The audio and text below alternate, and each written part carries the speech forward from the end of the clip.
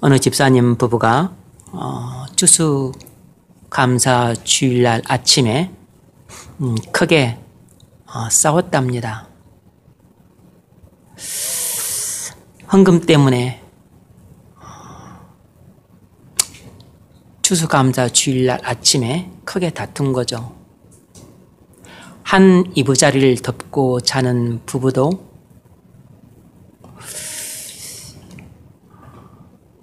하나님이 베푸신 은혜에 대한 그 온도 차이가 믿음에 따라 크게 나기 때문에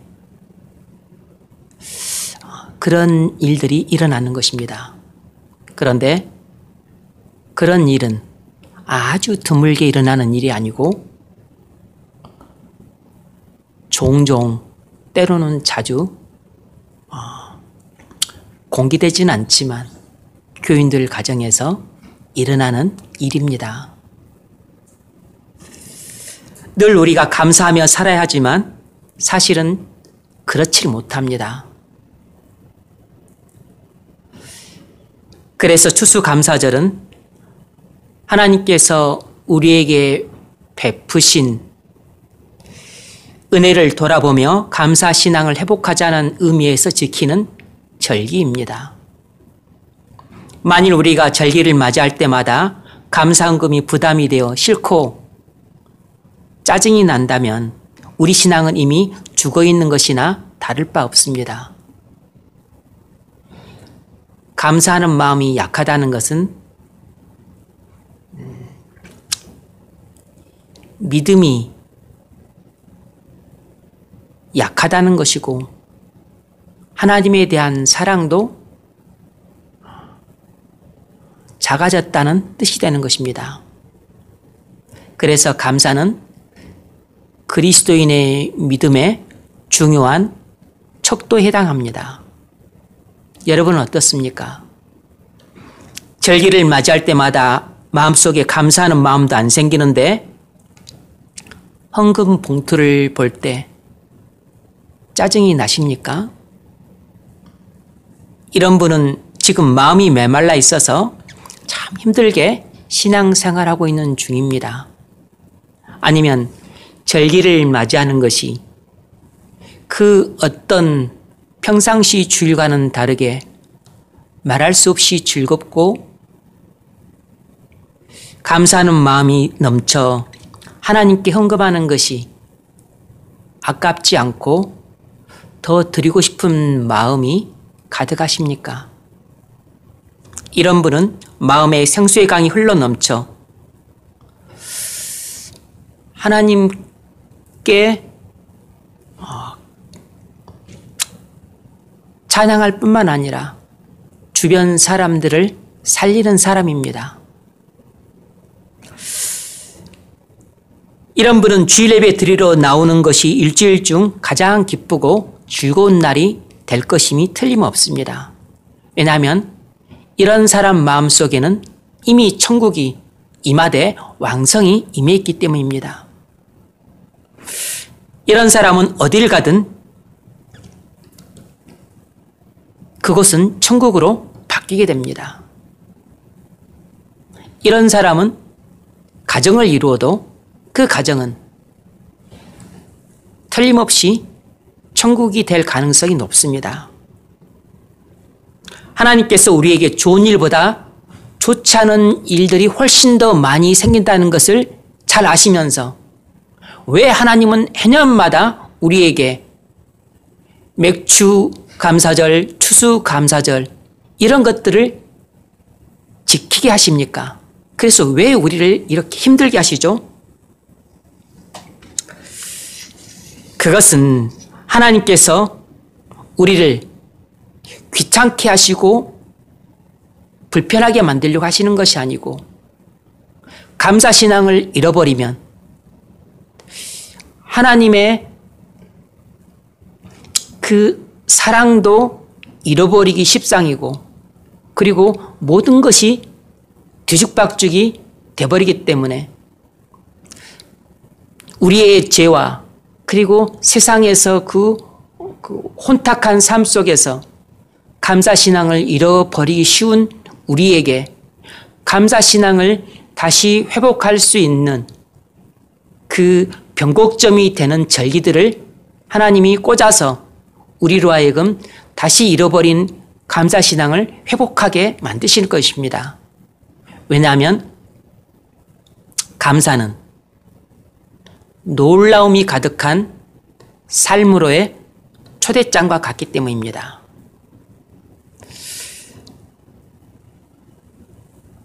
하나님은 오늘 본문에서 우리에게 감사하는 자가 되라고 말씀하셨는데, 감사하는 자가 되라고 하는 것은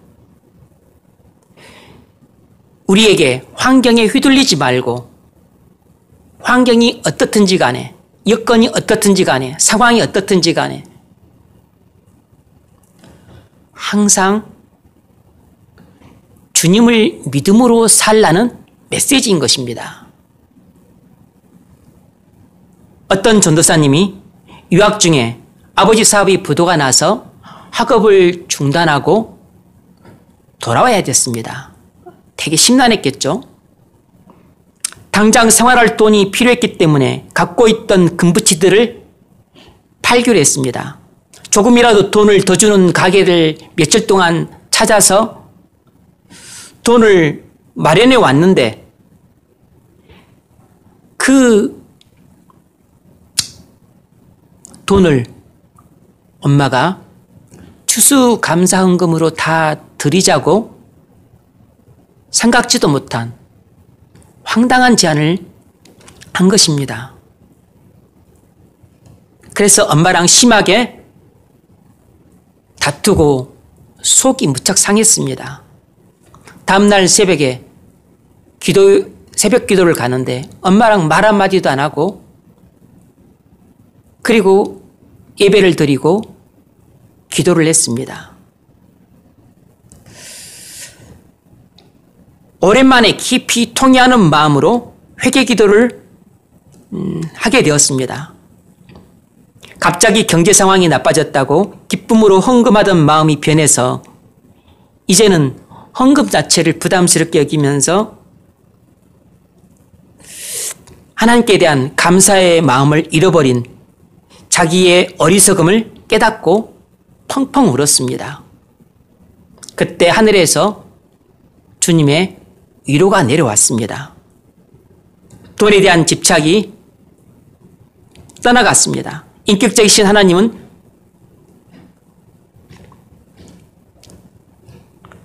강제로 자기 손안에 있는 돈을 뺏지 않으시고 자기가 하나님을 사랑함으로 하나님께 예물을 아름답게 바치기를 원하신다는 것을 알게 되었습니다. 그래서 추수감사 주일에 기쁜 마음으로 예물을 하나님께 드릴 수 있게 되었다고 그렇게 고백을 한 것입니다. 추수감사절은 올 한 해 우리가 많은 수확을 거뒀기 때문에, 돈을 많이 벌었기 때문에, 우리 집안의 형편이 아주 좋아졌기 때문에, 내게 아주 좋은 일이 많이 생겼기 때문에 만면에 희색이 가득해서, 그래서 신나서 즐거운 마음으로 꼭 그렇게 좋은 환경, 좋은 상황이 되어야만 내가 감사의 예물을 기쁘게 드리는 그런 절기가 아닙니다. 추수감사절은 좋은 환경, 풍성한 수확 때문에 감사하는 것이 아니라 독생자를 보내셔서 영죽을 나를 살리시고 하나님의 원수된 나를 자녀 삼으심으로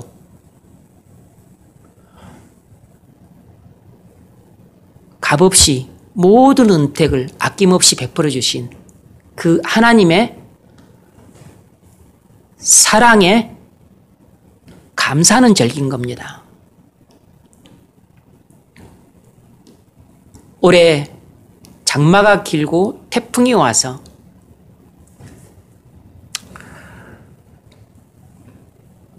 사과 농사, 배 농사가 망쳤습니다. 그럼 이 사람들은 추수감사주일에 하나님께 기쁜 마음으로 감사를 드릴 수 없습니까? 또 다른 농작물들도 되게 작황이 안 좋습니다.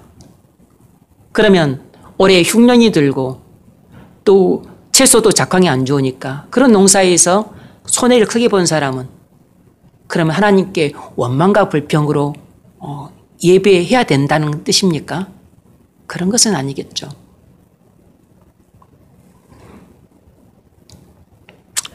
그리스도 안에 있는 내게 일어나는 모든 일들은 지금 내가 당장은 이해하지 못해도 나중에 다 합력해서 선이 된다는 것, 합력해서 선을 이룬다는 것이 하나님의 말씀입니다. 그래서 좋은 일이든 나쁜 일이든 우리에겐 모두 하나님이 내게 베푸신 일인 겁니다. 태풍이 와서 사과가 다 떨어진 것도, 채소값이 비싸서 우리가 많은 돈을 지불하고 사야 되는 어려운 상황이 되는 것도, 또 어떤 사람은 코로나 때문에 직장을 잃게 된 것도, 또 어떤 사람은 갑자기 병이 들거나 사고가 나서 어려움을 겪게 된 것도. 그래서 좋은 때 감사도 귀하지만 힘든 때 감사는 더욱 귀한데, 바로 좋은 때 감사는 누구라도 하는 것이기 때문에 그때 신앙도 우리의 하나의 척도가 아니라고 볼 수는 없지만, 나쁠 때, 힘들 때, 고달플 때, 예상치 못한 어려움이 찾아와서 참으로 내가 인생의 큰 위기에 직면했었을 때, 그때도 불평하지 않고 감사하느냐, 이것을 보면 바로 이렇게 힘들고 어렵고 괴로울 때 또 불평하지 않고 진심으로 하나님이 내게 베푸신 모든 은택에 대해서 감사할 수 있는 사람은 그 신앙이 진짜 변하지 않는 금붙이 같은 신앙이라는 것을 보여주는 것입니다. 어떤 목사님은 자기 생애 가운데 처음으로 온 마음을 다해 감사헌금을 드렸던 때는 군목 후보생으로 합격했던 때였다고 합니다. 군목으로 합격했다는 통고를 받았을 때 너무 감사하는 마음이 들어서 그것을 꼭 헌금으로 표현하고 싶었답니다. 그런데 가난한 신학생이라 돈이 없어서 부모님한테 용돈을 다 쓰던 때라 부모님한테 헌금을 타서 내려고 하는데 액수가 너무 적어 성이 안 차서 자기가 갖고 있는 돈도 다 털어서, 그래서 기쁘게 하나님께 예물을 바치며 그렇게 감사를 했습니다. 그렇게 군목 후보성을 합격해서 온 마음으로 감사의 예물을 바치고 군목으로 들어갔습니다. 그런데 군목 기간에 자기 인생 가운데 가장 고통스럽고 가장 힘들고 그리고 가장 두려운 일을 겪게 된 것입니다. 훈련 중 다리가 부러져서 쩔뚝거리는 장애인이 될 위기에 처했고 인간을 못하고 퇴교 조치를 당해버린 것입니다. 그래서 갈 데 없이 방황했고 3년 동안 계속 훈련에 소집되어서 자신과 가족이 말할 수 없이 고생을 해야 했습니다. 어쩌다 겨우 임관을 했지만 군복 지임 기간에 3번이나 군 병원에서 수술을 받았습니다. 군 병원에 입원했던 어느 날 자기가 군목 후보생으로 합격했을 때 하나님께 그렇게 감사했던 일이 생각이 났습니다. 그렇게 감사하면서 군목으로 들어왔는데 자기 인생에서 이보다 더 고통스럽고 이보다 더 힘들고 이보다 더 괴로운 시기가 없는 시기를 보내고 있었던 겁니다. 그러니까 너무 혼란스러웠던 것이에요. 그렇게 감사하며 군목으로 들어왔는데 군목 기간이 내 인생에서 가장 고통스럽고 비참하고 불행한 기간이 되어버린 것입니다. 그 후 담임 목사가 되었습니다. 어느 날 시골교회에서 부흥회를 인도해 달라고 요청을 받았습니다. 처음 부흥회를 인도하게 되었기 때문에 부담스러운 마음으로 기도하면서 자기가 받은 은혜가 무엇인지 돌아보게 되었습니다. 그때 깜짝 놀랐습니다. 자기가 받은 은혜의 대부분은 군목 훈련을 받을 때부터 군목 제대할 때까지 부어졌다는 것을 깨달은 것입니다. 자기 생애에 가장 고통스럽고 두려웠던 때, 그 기간에 그 목사님이 인생에서 가장 크고 놀랍고 많은 은혜를 받았다는 것을 나중에서야 본인이 깨달은 것입니다. 그 기간에 그 목사님은 거듭났고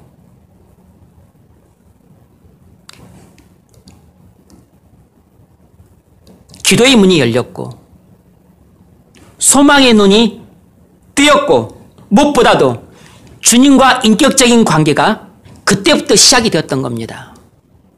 그래서 지금은 누가 인생 가운데 가장 은혜가 넘치고 가장 감사한 일이 무엇이냐고 물으면 군목기간이라고 대답한다는 것입니다. 그 고통스럽고 힘들고 두려웠던 그 군목기간이 인생에서 하나님의 은혜가 가장 넘치고 그리고 자신이 가장 큰 복을 받았고 그리고 인생 어느 때보다도 하나님께서 자신과 가장 가까이에 계셨던 때라고 회상을 하는 것입니다.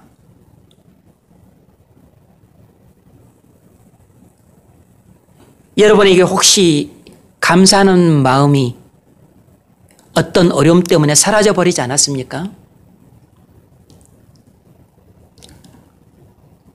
오랫동안 기도해도 응답이 없으니까, 오랫동안 구원을 찾지만 구원을 받지 못하니까, 오랫동안 성령 충만함을 구했지만 여전히 심령이 메마르니까, 회개를 구하는데 회개할 수 없으니까, 상황이 달라지고 환경이 달라지고 형편이 달라지길 구하는데 아무것도 달라진 것이 없으니까 감사하는 마음이라고는 찾으려 찾을 수 없이 그렇게 감사 신앙이 완전히 메말라 비틀어져 버린 상태가 되지 않았습니까? 그것은 여러분이 기도가 응답받지 못해서가 아닙니다. 여러분의 환경이 나빠서가 아니에요. 여러분 형편이 어려워서가 아닙니다. 여러분 마음속에 감사신앙이 말라 비틀어져 죽은 것은 주님과 살아있는 교제가 없기 때문입니다. 오늘 본문 16절에서 바울은 이렇게 말합니다. 그리스도의 말씀이 너희 속에 풍성히 거하여 모든 지혜로 피차 가르치며 권면하고 시와 찬송과 신령한 노래를 부르며 감사하는 마음으로 하나님을 찬양하고.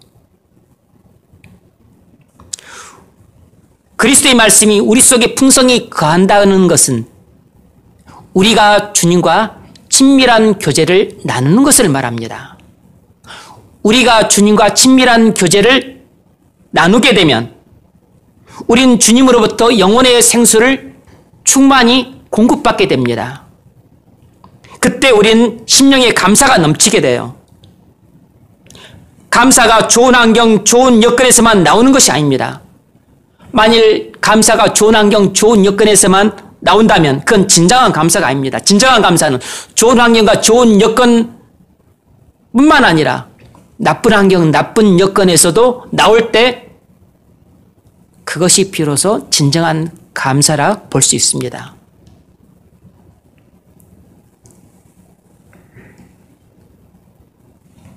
그리스도의 말씀이 우리 속에 풍성히 거하면 시와 찬송과 신령한 노래, 다시 말해서 찬양이 샘솟듯이 일어날 뿐만 아니라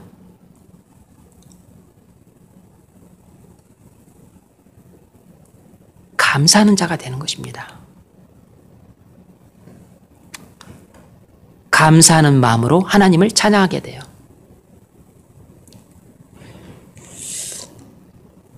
여러분, 왜 우리가 감사 대신 불평이 나오고 찬양 대신 근심이 가득할까요? 그것은 코로나 때문에 우리 경제 상황이 나빠서가 아닙니다. 기도가 응답받지 못했기 때문이 아니에요. 환경이 나빠서가 아닙니다. 상황이 점점 나빠져서가 아니에요. 가정이나 직장이나 교회가 어렵기 때문이 아닙니다. 그것은 전적으로 그리스도의 말씀이 내 속에 풍성히 거하지 못하기 때문이에요. 내가 주님과 친밀한 교제가 단절되면서 주님으로부터 영혼의 생수인 성령을 충만히 공급받지 못하기 때문에 우리 안에 감사가 사라지고 그 자리를 불평이 차지하고 찬양이 사라지고 그 자리를 근심, 걱정, 염려가 대신 차지하고 있는 것입니다. 정말로 고통스럽고 암담한 상황에서도 감사가 나올까요? 그렇습니다. 어떻게 해야 그럴 수 있죠? 그리스도의 말씀이 우리 속에 풍성히 거하면 그럴 수 있습니다. 날마다 우리가 주님과 친밀한 교제를 나누며 성령을 충만히 공급받으면 우리는 어떤 상황에서도 감사할 수 있습니다. 그리스도의 말씀이 너희 속에 풍성히 거하여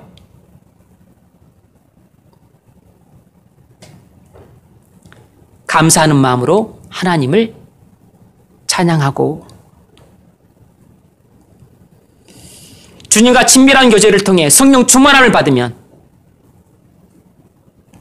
우린 우리의 환경, 여건, 상황을 초월해서 감사할 수 있습니다. 감사할 수 있으면 찬양할 수도 있어요. 감사와 찬양은 어깨동무하는 친구 사이입니다. 감사가 나오는 입은 찬양도 나옵니다. 감사가 나오지 않는 입은 찬양도 안 나와요. 15절 그리스도의 평강이 너희 마음을 주장하게 하라. 너희는 평강을 위하여 한 몸으로 부르심을 받았나니 너희는 또한 감사하는 자가 되라. 우리는 여기서 평강이 감사와 깊은 상관관계가 있다는 것을 알 수 있어요. 우리가 주님과 친밀한 교제를 나누게 되면 성령 충만함을 받게 되고 성령 충만하게 되면 성령의 열배인 평강을 맺게 돼요. 우리 마음속에 성령의 열매인 평강이 아름답고 탐스럽게 맺히게 되면 우리는 몸이 힘들어도 경제적으로 힘들어도 아니면 가정이 힘들어도 직장이 힘들어도 감사할 수 있습니다.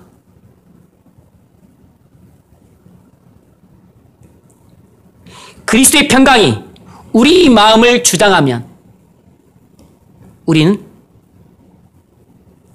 우리 환경과 여건을 초월해서 하나님께 감사하는 자가 될 수 있습니다.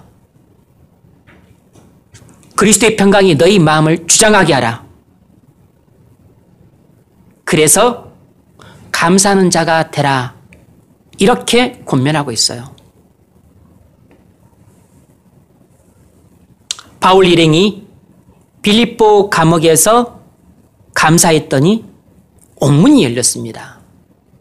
바울이 로마 감옥에서 감사하며 편지를 썼더니 자기가 나가서 선교하는 것보다 자기가 감옥에 갇혀서 편지를 쓴 것이 훨씬 더 많은 선교의 열매를 맺었습니다. 빌립보서 1장 3절 내가 너희를 생각할 때마다 나의 하나님께 감사하며 이렇게 편지를 쓰고 있어요. 골로새서도 마찬가지입니다.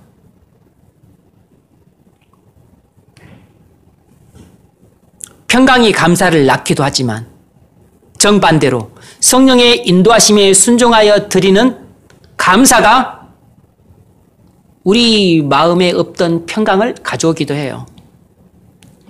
빌립보서 4장 6절에서 그걸 말합니다. 너희 구할 것을 감사함으로 하나님께 아뢰라. 그리하면 모든 지각이 뛰어난 하나님의 평강이 그리스도 예수 안에서 너희 마음과 생각을 지키시리라.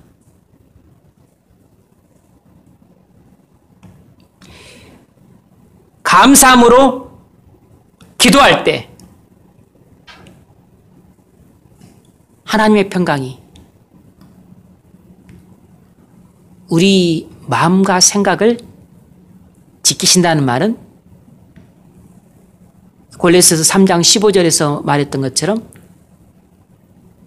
주장한다는 뜻이에요. 우리가 어떤 상황에서도 아무것도 염려하지 말고 오직 모든 일에 기도와 간구로 우리 구할 것을 감사함으로 하나님께 기도하게 되면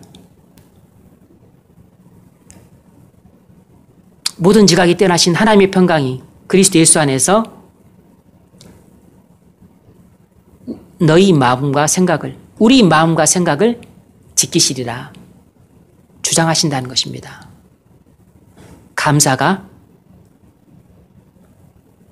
불안과 염려와 두려움에 사로잡힌 우리 마음을 쫓아내고 우리 마음에 평강을 가져다 준다는 것이에요. 평강이 감사를 가져다 주기도 하지만 감사가 정반대로 우리 마음에 평강을 가져다 주기도 하는 것입니다.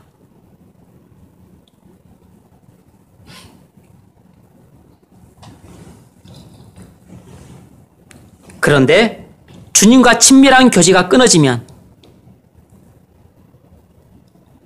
감사부터 사라집니다. 그래서 불만이 가득해서 불평들이 많아지게 돼요.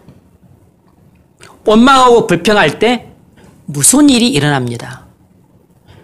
우리는 원망과 불평을 별 대수롭지 않게 생각을 합니다. 그런데 하나님은 원망과 불평 자체를 아예 불신과 불순종으로 간주하기 때문에 원망과 불평에 대해서 하나님이 극도로 싫어하세요. 그래서 원망과 불평은 하나님의 진노를 촉발시켜서 하늘문을 닫습니다.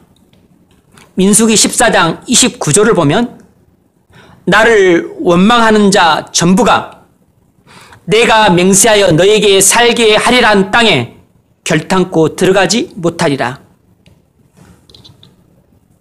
가데스 바네아에서 12정탐꾼 사건 때 10명의 그 불신앙적인 정탐꾼의 말을 들어서 하나님을 원망하며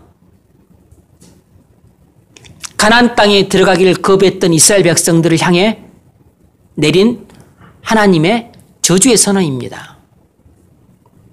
하나님은 불신에 사로잡혀 원망한 이스라엘 백성들에게 결단코 가나안 땅에 들어갈 수 없다고 진노를 선언하셨습니다.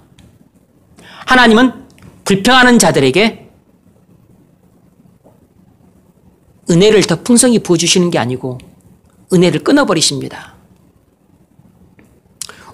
하나님께 불평해서는 하나 있는 것마저도 뺏기게 돼요. 애들은 엄마한테 투덜대면 엄마가 하나를 더 줘요. 우리는 불평해서 우리가 원하는 것을 얻고자 하는 것이 우리의 죄성에서 나온 습성이에요. 투덜대면서 더 달라고 합니다. 불평하면서 더 좋은 것 달라 그래요. 근데 하나님은 그렇지 않습니다. 투덜대는 자에게 있던 것도 뺏어버리십니다. 불평하는 자에게 있던 것도 뺏어버리세요. 게다가 불평은 사람들과의 관계도 깨뜨립니다. 그래서 결국 불평은 우리에게 저주를 가져옵니다. 이와는 정반대로 감사할 때 놀라운 일들이 일어납니다. 감사는 하나님을 기쁘시게 하므로 닫힌 하늘문을 엽니다. 시편 50편 23절 감사로 제사를 드리는 자가 나를 영화롭게 하나니 그의 행위를 옳게 하는 자에게 내가 하나님의 구원을 보이리라. 감사로 제사를 드리는 자가 나를 영화롭게 한다 그랬습니다. 무슨 말이죠?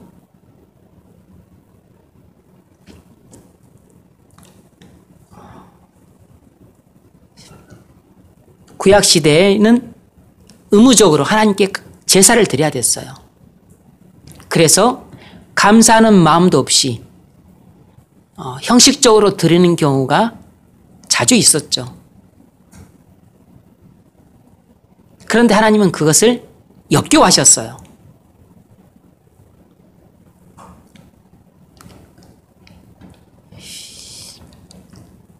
절기가 되면 또 지정된 예물을 드려야 됐습니다.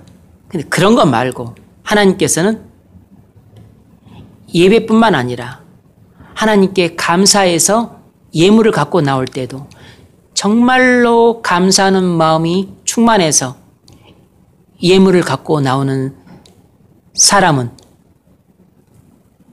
하나님을 너무 기쁘시게 한다는 것입니다.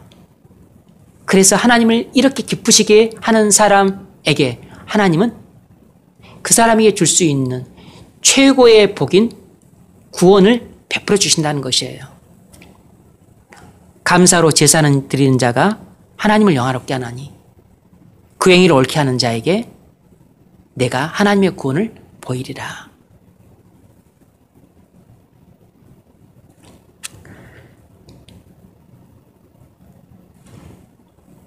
오늘 추수감사주의라 그래서 많든 적든 여러분이 예물을 바쳤을 텐데 여러분은 어떤 심정으로 오늘 예배 자리에 나왔고 어떤 마음으로 하나님께 예물을 바쳤습니까? 아무 생각 없이 무개념, 무아지경 상태에서 예물을 바치셨습니까? 아니면 은혜들을 헤아려 보고 돌아보면서 하나님이 베푸신 은택에 참으로 감사하는 마음을 가득 담아서 바치셨습니까? 오늘도 지금 이 자리에서 나와 예배하러 앉아 있는데 여러분은 하나님을 예배하러 이 자리에 앉아 있는 것에 대해서 감사하는 마음을 갖고 앉아 계십니까? 저는 여러분 심정을 모르니까 누가 감사하는 자인지, 누가 무개념자인지, 누가 불평자인지 저는 모르죠. 그러나 하나님은 마음을 감찰하시는 분이시니까 하나님은 속속들이 알고 계십니다. 그래서 믿음의 분량에 따라 하나님이 또 여러분에게 복을 베푸실 것이에요. 누가복음 19장에는 삭개오 이야기가 나옵니다. 삭개오는 예수님이 여리고를 지나가신다는 소문을 듣고 뽕나무에 올라갔다가 운명적으로 예수님과 조우를 하게 됩니다. 뜬금없이 예수님이 내 집에 유하게 되겠다 이 말씀을 듣고 삭개오는 예수님을 온 마음을 다해 기뻐하며 감사하는 마음으로 영접을 했습니다. 그랬더니 삭개오에게 놀라운 일이 일어났어요.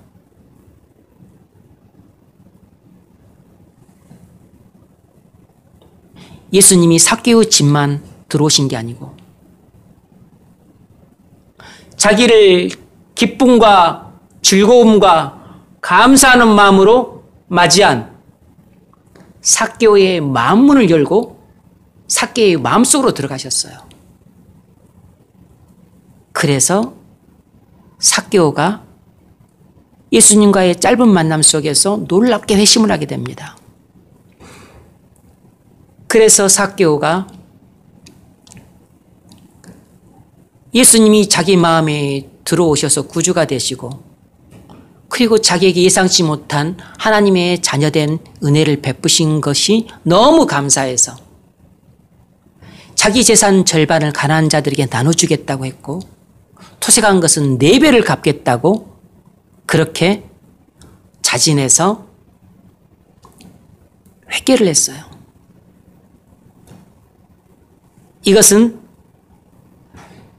구주가 자기 집에 들어왔을 뿐만 아니라 자기 마음에 들어오신 것에 대한 감사의 표시였습니다.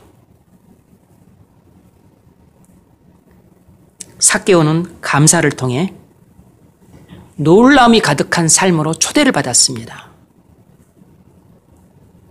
예수님이 집에 머물겠다고 했을 때 감사함으로 맞이했어요. 그러자 예수님은 삭개오의 마음속으로 들어오셨습니다. 삭개오는 그의 너무나 감사해서 주님의 뜻에 따라 자기 재산을 사용하겠다고 말한 것입니다. 감사가 삭개오의 삶에 놀라운 변화를 가져왔습니다. 그런데 더 놀라운 것은 그 이후에 삭개오에게 일어난 일이에요. 성경에는 기록되지 않았지만 클레멘트 교훈집에는 삭개오에 관한 이런 내용이 기록되어 있습니다. 나중에 삭개오는 베드로의 선교 여행에 동참했을 뿐만 아니라 나중에 가이사랴의 감독이 된 것입니다.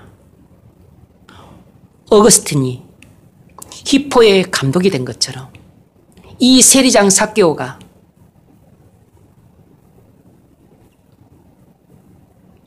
가이사랴 지방의 감독이 된 것이에요. 그런 놀라운 변화가 일어날 줄 누가 알았습니까? 이런 놀라운 변화는 감사가 불러일으킨 기적이에요. 감사는 삭개오를 놀라움이 가득한 삶으로 초대를 한 것입니다. 여러분은 누가 여러분 집에 머물겠다고 하면 감사함으로 영접할 수 있습니까? 하나님이 남들이 안 하는 그 귀찮고 힘들고 더러운 일 좀 하라고 하면 감사함으로 받을 수 있습니까? 주일에 교회 나올 때 감사하는 마음으로 나오셨습니까? 직장을 감사하는 마음으로 다니십니까? 아니면 쥐꼬리만한 월급 주면서 되게 일을 많이 시킨다고 입이 이따만큼 튀어나오셨습니까? 하나님이 여러분에게 맡긴 작은 직분도 나 같은 자에게 이런 직분을 맡기셔서 교회의 한 귀퉁이를 맡게 해주신 것 감사합니다. 이런 심정으로 직분과 직무를 맡고 계십니까?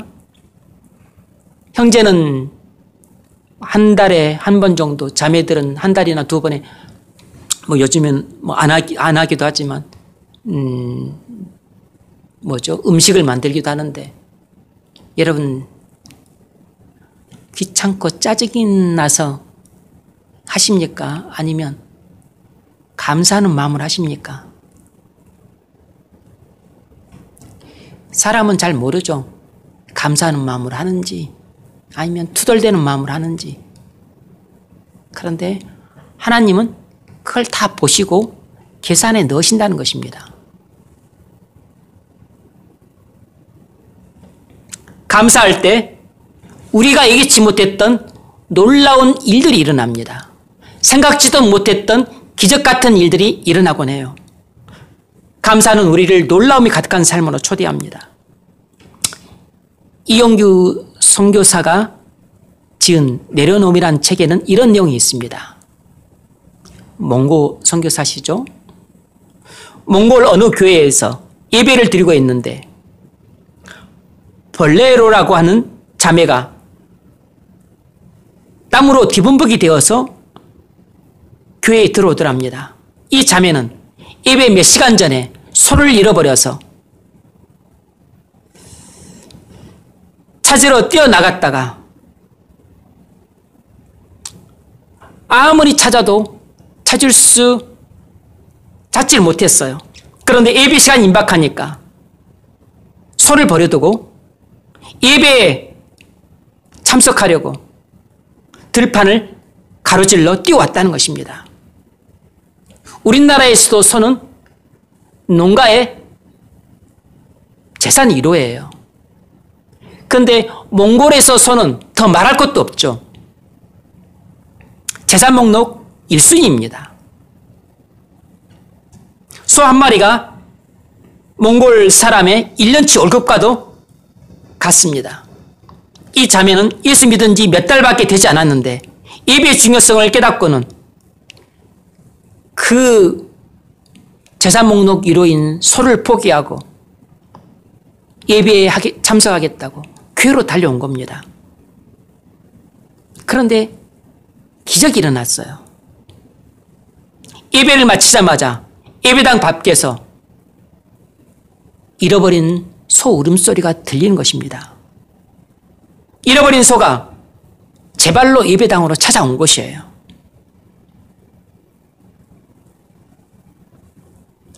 잃어버린 소를 두고 하나님을 찾아왔더니 하나님도 없고 소도 얻은 것입니다. 감사는 소를 잃어버려서 원망과 불평이 가득했을 법한데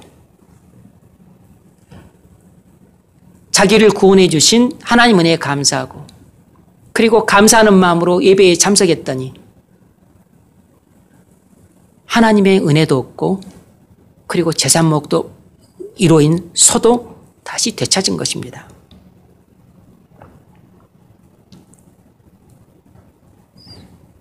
여러분이 아무리 힘들고 괴로워도 감사로 하나님을 예배하고 감사로 사명을 감당하고 감사로 사람들을 대하면 하나님 약속대로 때가 되면 하늘문이 열립니다.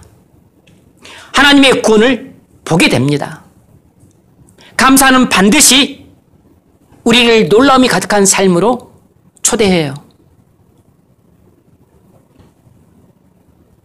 욥은 사탄으로부터 심각한 시험을 받았습니다. 네가 좋을 때는 하나님을 믿고 감사도 하지만 어디 고통을 당하고 비참한 일을 당해도 여전히 하나님을 믿고 감사하는지 보자. 이렇게 시험을 한 것이에요. 욥은 하루아침에 모든 재산 다 잃고 10명의 모든 자녀들을 다 잃었습니다. 기가 막히고 코가 막힌 일이 일어난 겁니다. 그때 욥은 말했습니다. 주신 자도 여호와시오 취하신 자도 여호와시오니 여호와의 이름이 찬송을 받으실지니이다. 그런데 상황이 더 악화되어서 이제는 욥의 온몸에 악창이 돋아났습니다. 악취가 풍기고 벌레가 생기고 견딜 수 없는 고통 속에서 하루하루를 힘겹게 보냈습니다. 위로하겠다고 새 친구들이 머나먼 길을 왔는데 욥의 몰골을 보고는 7일 동안 한마디 위로의 말도 건넬 수가 없었어요. 욥의 아내마저도 하나님을 욕하고 죽으라고 자기 남편을 흔들어 댔습니다. 이때 욥은 이렇게 말했습니다. 욥기 2장 10절 그대의 말이 한 어리석은 여자의 말 같도다. 우리가 하나님께 복을 받았은즉 재앙도 받지 아니하겠느냐 하고 이 모든 일에 욥이 입술로 범죄하지 아니하니라. 만약 이때 욥이 아내의 말대로 하나님의 괴팍한 처사에 대해서 그동안 쌓였던 모든 불평과 욕설을 퍼붓고 확 죽었더라면 어떻게 됐겠습니까? 욥은 당연히 성경에 등장하지 않았을 것이고 지옥에서 그를 찾아 했을 겁니다. 그러나 욥은 어리석은 아내의 충고를 따르지 않았습니다. 정반대로 계속해서 이해할 수 없는 끔찍한 고통과 불행을 겪으면서 도저히 감사할 수 없는 상황에서도 감사했습니다. 그래서 결국 욥은 그 감사로 말미암아 끝내 재기할 수 있었습니다. 하나님이 욥의 믿음을 테스트한 것이었지, 욥을 미워해서, 욥을 싫어해서 욥을 버리신 것이 아니었습니다. 그런데 욥은 오랜 기간 동안 하나님이 자기의 믿음을 테스트하기 위해서 이런 엄청나고 끔찍한 고통을 연거푸 주셨다는 것을 알 길이 없었습니다. 우리는 우리에게 닥치는 힘들고 어려운 고난, 비참한 일들, 괴롭고 슬픈 일들을 왜 당해야 되는지, 왜 겪어야 되는지 우리는 그것들을 다 이해할 수가 없어요. 하나님은 우리에게 설명해 주지 않으십니까? 그때 우리 입술을 잘 단속해야 됩니다. 바늘로 꿰매든지 재봉틀로 꿰매야 돼요. 불평이 나오기 쉽고 원망이 나오기 쉽습니다. 남 탓하기 쉽고 다른 사람에게 책임 전가하기 쉬워요. 어떤 상황에서도 감사하는 자가 되라고 말한 것이 이런 때를 위함이에요. 그리스도의 말씀이 너희 속에 풍성히 거하여 감사하는 마음으로 찬양하며, 이런 때를 위해서 항상 그리스도의 말씀이 우리 속에 풍성히 거해야만 우리가 경솔하게 하나님을 원망하는 투로 말을 하는 것을 피할 수 있고, 그리고 부모 탓을 하는 것을 피할 수 있고, 남에게 책임 전가하는 것을 피할 수 있고, 남 핑계 대는 것을 피할 수 있고,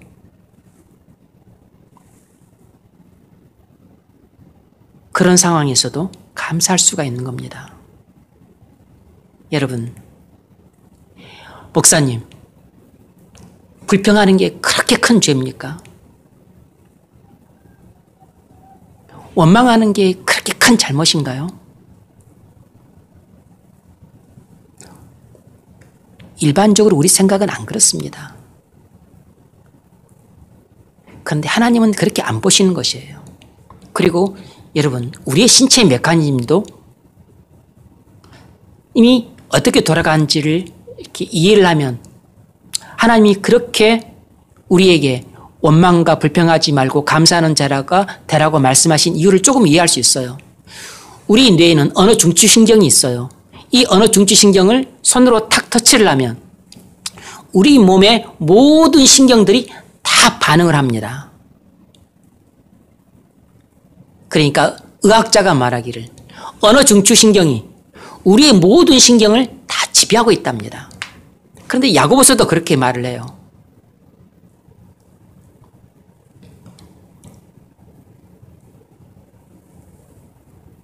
우리 입술이 비록 작을지라도 온 몸을 억아한다 그랬습니다.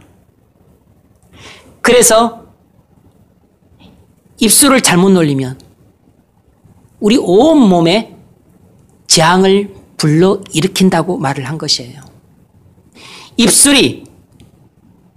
입이 우리 온몸을 억아한다고 그랬다고. 키가 배를 억아하는 것처럼. 그러니까 감사하는 자가 되면 하나님께 감사 기도를 드리고 하나님께 또 감사 찬양을 드리게 되면 그것이 지금 우리가 비참한 일을 당하고 고통스러운 일을 당하고 끔찍한 일을 당하고 위기에 처했지만 우리의 모든 신경들도 지금 상황에선 감사하는 상황이구나, 찬양하는 상황이구나 하면서 우리의 모든 신경들이 감사로 반응을 하고 찬양으로 반응을 한다는 것이에요. 그런데 원망을 하고 불평을 하게 되면 당연히 지금은 원망하는 상황이구나, 불평하는 상황이나, 그러니까 모든 신경들도 위축이 되고 그리고 마음은 침체가 되고 그리고 기분은 또 우울해진다는 것이에요.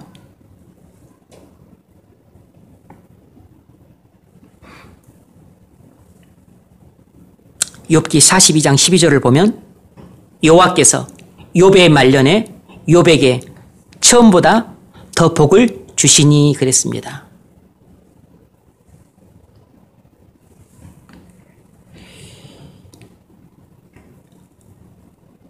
이 말은 욥의 테스트가 끝났고 욥이 그 테스트를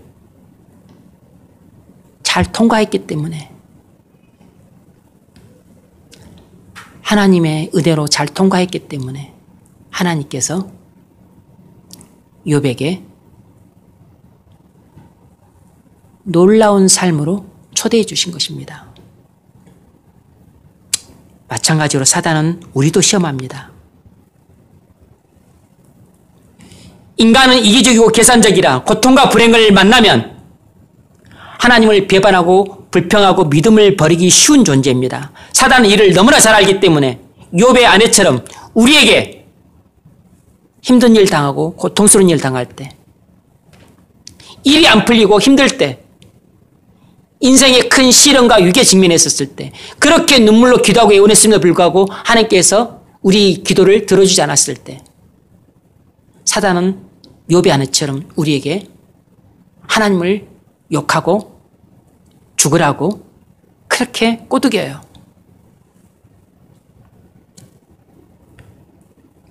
여러분은 욥처럼 이해할 수 없는 고통스러운 시련 연급 볼 때 그런 상황에서도 불평하지 않고 감사할 수 있겠습니까?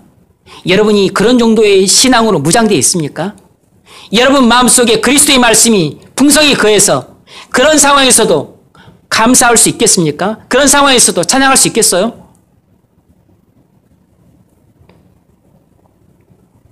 세상의 특징은 늘 불평하는 것이지만 하나님 나라의 특징은 모든 일에 감사하는 것입니다. 데살로니가전서 5장 16절 항상 기뻐하라. 쉬지 말고 기도하라. 범사에 감사하라. 이는 그리스도 예수 안에서 너희를 향하신 하나님의 뜻이니라. 범사에 감사하라 그랬습니다. 뭐죠? 모든 일에 감사라는 것입니다. 올해 어려운 일들이 많았죠. 개인적으로나 가정적으로나 직장에서나 교회에서나 특별히 코로나 때문에 우리 모두가 힘들고 어려운 시절을 보내고 있습니다. 온 나라, 온 세상이 다 힘들고 어려운 시절을 보내고 있어요. 그러니 자연스럽게 불평하는 일들이 많아지기 쉽습니다. 이렇게 힘들고 어려운 상황에서 사단은 여러분의 입에서 세상을 원망하고 하나님께 불평하는 말들이 나오기를 바랍니다. 이제는 더 이상 못 참겠다고 여러분이 걸어가는 그 믿음의 길을 포기하기를 기다려요. 추수감사절을 맞아서 여러분은 하나님 앞에 어떤 고백을 드리십니까?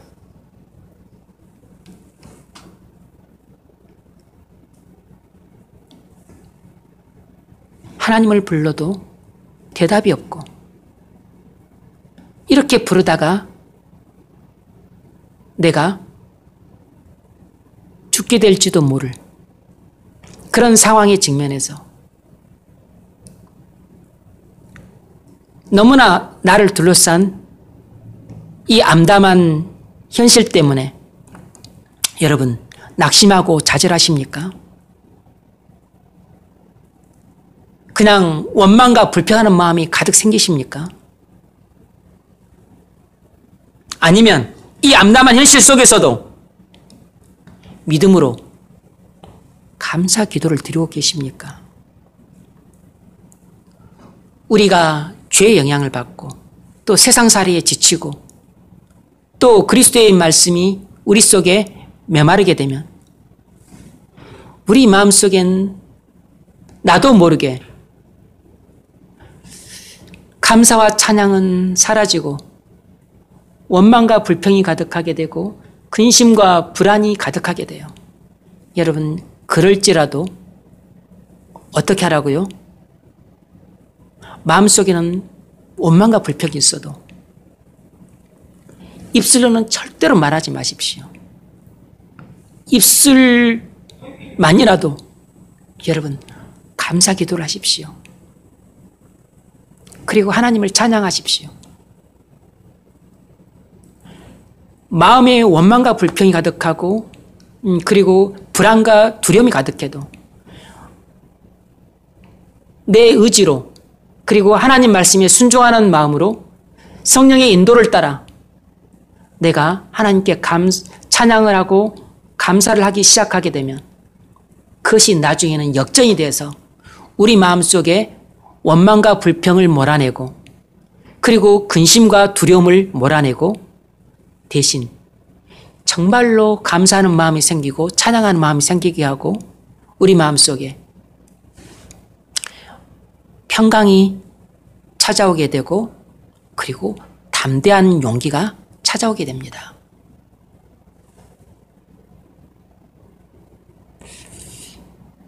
말씀을 맺겠습니다. 오늘은 추수감사주의입니다.